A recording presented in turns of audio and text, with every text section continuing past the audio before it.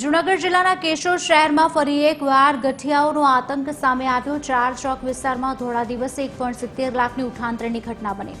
બેંકમાંથી રોકડ ઉપાડીને નીકળેલા યુવકનો પીછો કરીને ગઠિયાઓએ બાઇકની ડિક્કીમાંથી રકમ ચોરી કરી ફરાર થયા। પોલીસે હિમાંશુ ઉર્ફે લાલુ નામના આરોપીને ઝડપી પાડ્યો છે।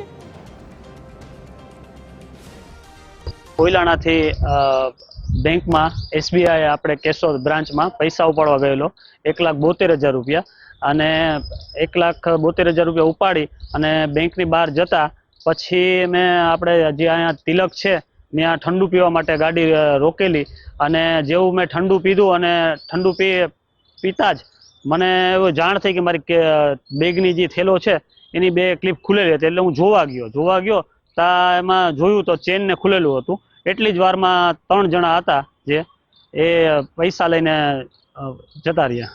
ઉપરોક્ત આરોપીઓને પૈકી એક આરોપી હિમાંશુ ઉર્ફે લાલુ ઉમેરસિંહ છાયલ જે કડિયાસાસી એમપીના છે રહીશ છે, જેઓને પકડી પાડેલ છે અને તમામ મુદ્દામાલ તેમજ મોટરસાઇકલ રિકવર કરેલી છે।